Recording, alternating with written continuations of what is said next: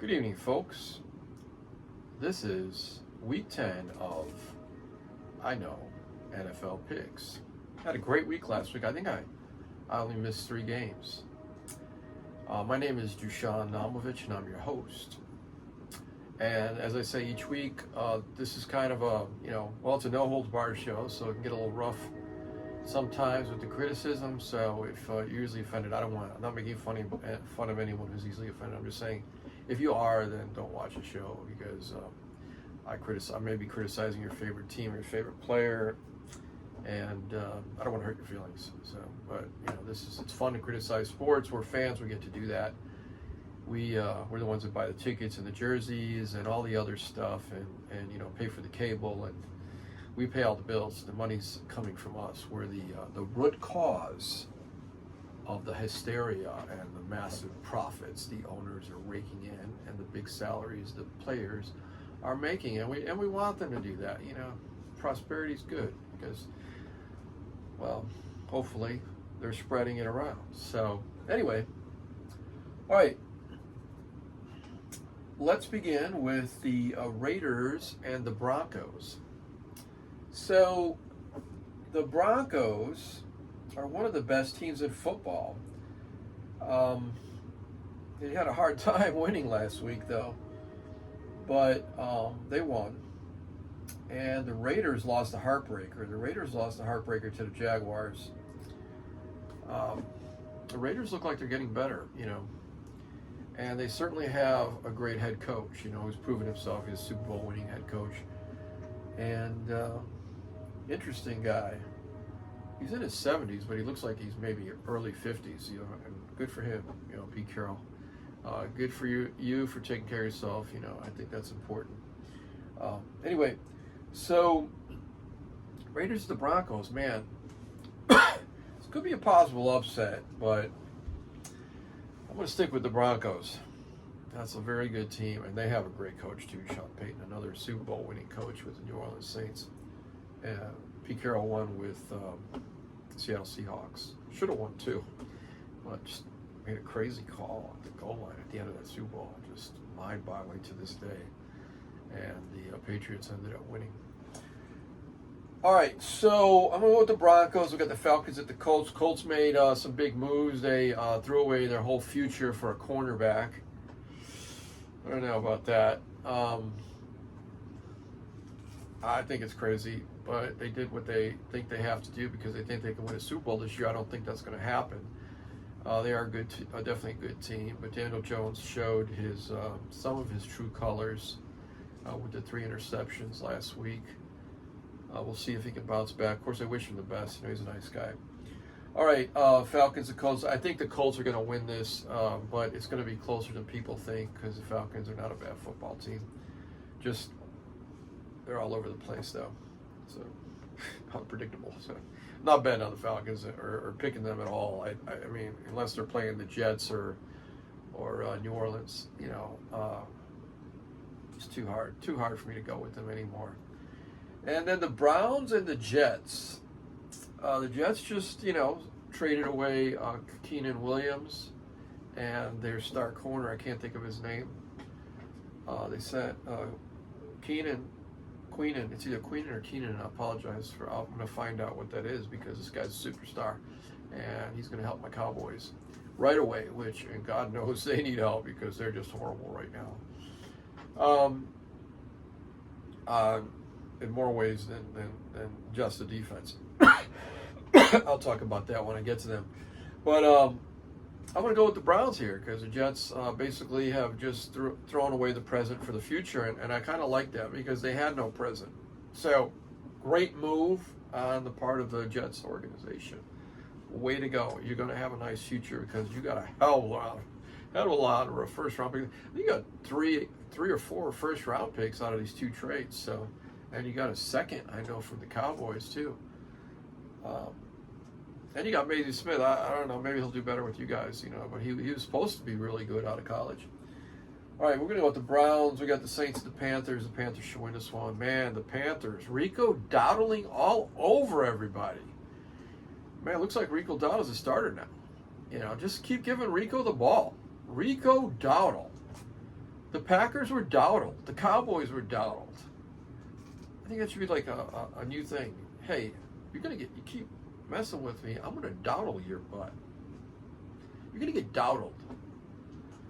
All right, Panthers beat the Saints. Patriots, the Buccaneers. Oh man, this is gonna be a great game. I want to watch this game. I will do everything in my power to catch this game. These are two teams of the present and the future.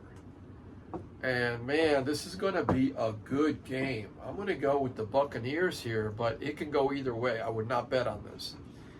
And then we got the Ravens at the Vikings. J.J. McCarthy, a winner last week. Not a very good game for him, but he did what he had to do when they needed it. And he plays with a lot of heart and enthusiasm, but he's going up against the healthy Ravens now. Lamar is back, and they're armed to the teeth when he's playing. And I look for the Ravens to beat Minnesota. And then we got the Bills at the Dolphins. Oh, the poor Dolphins. The poor Dolphins. The Bills are going to beat their butt. This is a no-brainer. This is a Homie the Clown special. And Homie, that's my other personality, is saying that he's going to predict an ass-whooping for the Dolphins. And the Bills are going to give it. Now, I'm sorry to Dolphins fans. You know, I love the Dolphins, man. I go all the way back to Bob Greasy. Cam Marino. Oh, my God, Marino. I love Marino. One of the greatest quarterbacks, if not the greatest, that ever played the game. And he has an autistic son like I do, you know, so we're brothers in that regard. I mean, we're brothers under God, but, you know, in that regard, I consider him close to me. I don't even know, but I love Danny Marino. All right, and then Giants at the Bears. This is going to be a competitive game. And the Bears better not take the Giants lightly, because the Giants play tough every week. They're no joke. And, you know, the Bears just keep winning ugly. I mean, they were pretty solid last week, though. They were pretty solid. Let's see, the Bears won. My Bears, my bad news Bears, the good news Bears. They're the good news Bears right now. Oh, yeah, in a thriller. How could I forget? 47-42. Caleb Williams, way to pull this out of your hat, man. Beautiful. And, you know, a good Bengals team with Flacco. Joe Flacco, Super Bowl winning quarterback, is back on fire again. You know, we'll see how long that lasts, because I don't think it's going to last consistently. I mean, he has a great game, but I always wish him the best. I wish everyone the best. I really do. I just have fun. This is my fun time to criticize, you know, football organizations mainly. Try not to criticize the players. All right, so Jaguars at the Texans. It's kind of a snoozer. I'm looking for the Texans to win this game. Jaguars are good. Houston's better than they get credit for. I mean, they're not an elite team, that's for sure. And I said they sucked a couple weeks ago. They don't really suck, but they can suck. Sometimes they suck. But that was, again, with respect to, in the context of a power ranking newspaper, ranking them, or magazine, whatever, website, ranking them as number 7 in the league with the losing record and the terrible play that they had. Of course, I love their quarterback. I said it last week. I'll say it again. C.J. Stroud, that's my dude. You give him protection, he will cut you up. He is an archer. All right. What was that? Oh, the Arizona Cardinals and the Seattle Seahawks. Man, Arizona just, they handed, the Cowboys got their asses handed to them by Arizona. I'm going to get to that when I talk about the Cowboys, but way to go, Arizona. You guys played really well. And they did it without Kyler Murray. So, let's see how that goes. No one should take Arizona lightly, not even the Seattle Seahawks, which are a top-tier team. This is a top 5 team, maybe a top 4, top 3 team. Seattle is very, very, very good. They might go to the Super Bowl. They might win it. I don't know. Seattle's really impressive.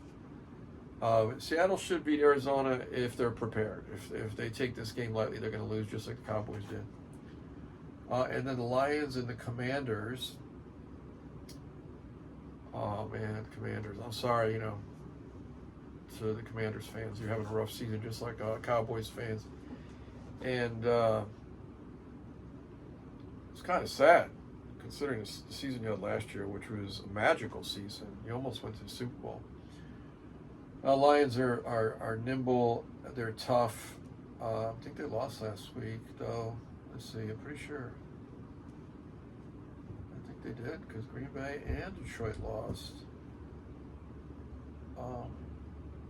Yeah, they lost to J.J. McCarthy, and the Vikings. But the Lions statistically outplayed them, but they just, no comment. Lions fans know what happened. I know what happened. But they should win this week easily. Commanders are in disarray. Rams and the 49ers. Okay, I think the Rams right now, honestly, are the best team in football. And the 49ers are a very good football team. They're getting their act together. They have a winning record. I think they're 6-3 now. And it's going to be competitive, as Rams 49ers games always are. But Matthew Stafford's on fire. This team really could be undefeated.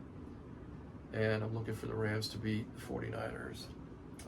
And then the Steelers and Chargers, another big game. I'm looking for the Steelers to beat the Chargers. I just don't believe in the Chargers. The Chargers are so inconsistent. I don't know what to tell you. Steelers had a tough loss to Packers a couple weeks ago. Bounced back with a nice win against Indianapolis last week. And the score on that game was 27-20, but I don't think it was as close to the score. And Aaron Rodgers looked good. And then the Monday night game, which is the game of the week, Eagles and the Packers. I'm looking for the Cheeseheads to win this. I'm sorry, Eagles fans, because I have some very dear people in my life that are very dear to me, and they're Eagles fans. And I'm a Cowboys fan, so it's a little tough, but these are such wonderful people that I overlooked that they're Eagles fans. So, I'm just kidding. I don't take it that seriously. All right, so Eagles at the Packers. I'm looking for the Packers to get their act together. But the Eagles are a tremendous football team. They're ranked number one in a lot of power rankings. They're looking really, really good.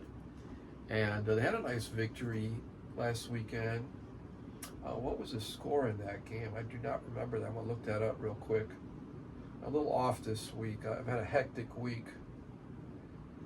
Or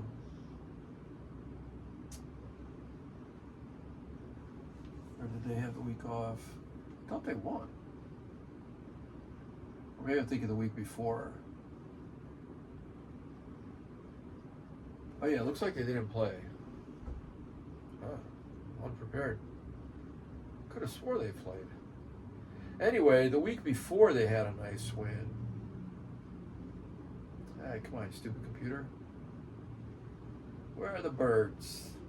The birdie birds. Oh yeah, they demolished the Giants on October 26th.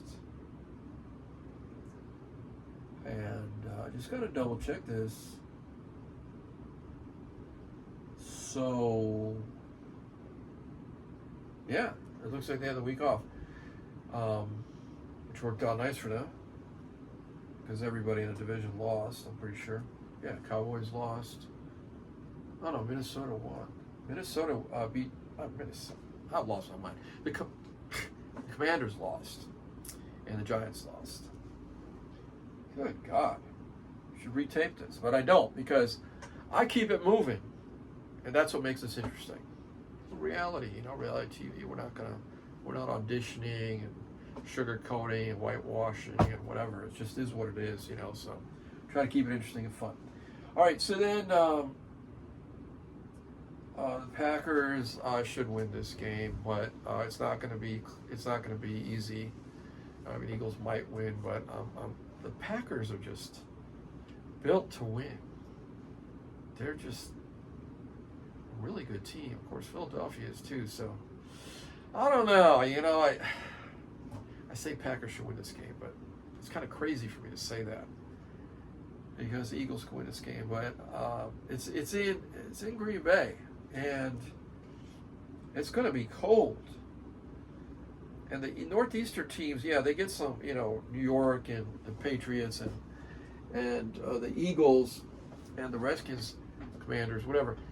They think they know what cold is until they go to Chicago or Green Bay in November, December, January, February too, possibly. That's a whole different cold. Oh, and my Cowboys have the week off. So, but I want to talk about that for a second because it wasn't just the defense. It was the offensive play calling. 2 opportunities for field goals. You're down 27-17, you got the ball and you run on 2nd and 10. What is that? Do you really think you're going to fool them? Really? I don't know. I don't know. Well, you did pick up Keenan Williams, and he's a beast, 6'3" and like 302 pounds. And determination. He does not mess around. So hopefully this will be the plug we needed in the middle. Stop all that rushing against us. And that'll allow us to put a little more presence in the backfield or maybe add some blitzing. We shall see. But the Cowboys are 3-5-1, and right now their chances of even getting to the playoffs are like slim to none the way I see it with the schedule coming up. So maybe, this move for next year. At least they have one first round from the trade with Michael Parsons remaining.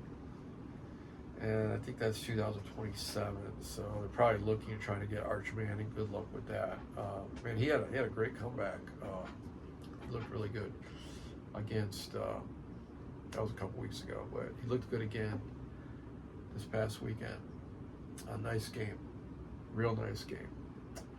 All right, folks. Well, that's it. And, I always end this message with a peaceful note that I wish that everyone would at least try to, understand each other and to forgive each other and love each other and be kind to each other. And everyone's life will be a lot easier. And look out for each other. Don't look out for number one. I mean, you got to take care of yourself, of course, but it's more important to look out for everybody else than yourself, because when everybody's looking out for each other, everybody's taken care of. But when everybody's looking out for just themselves, everybody's alone.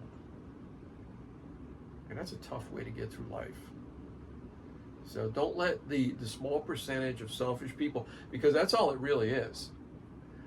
Don't let them turn you off from helping others.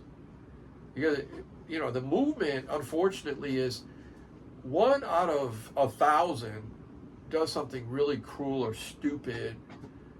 And I don't mean stupid like handicap, whatever.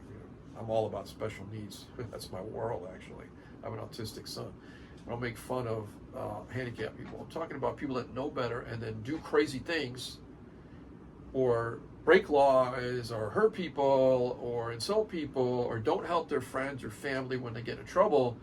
Don't let these people determine how you act to everyone else, because they're the few and far between.